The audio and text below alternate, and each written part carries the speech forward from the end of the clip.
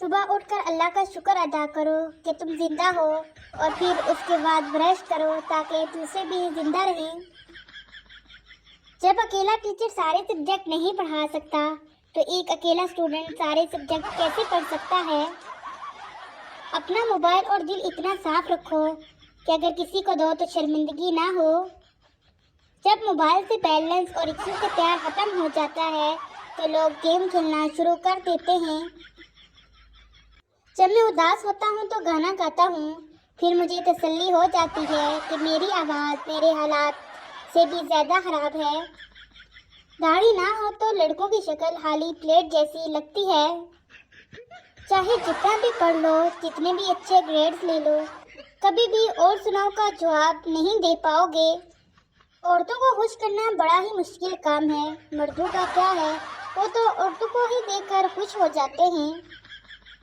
جو لوگ بول نہیں سکتے وہ سٹیٹس لگا کے تانے دیتے ہیں۔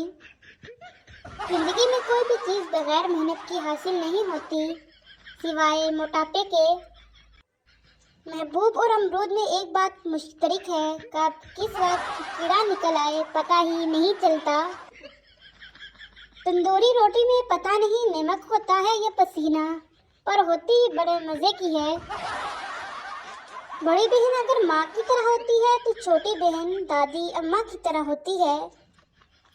ایک ریسرچ کے مطابق زیادہ سمجھدار اور زیادہ بیوقوف میں فرق نہیں ہوتا، کیونکہ دونوں ہی کسی کی نہیں سنتے۔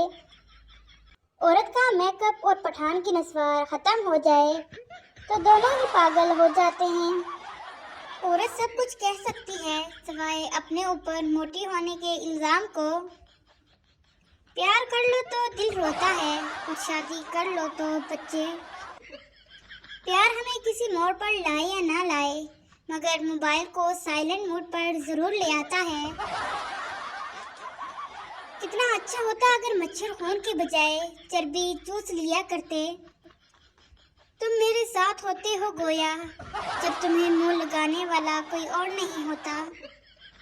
مجھے وفا کی ضرورت نہیں ہے یارو، میرے لیے وائی فائی ہی کافی ہے۔ سب سے اچھا غبارہ لیز ہے جس میں تھوڑے سے چپس ہی نکلتے ہیں۔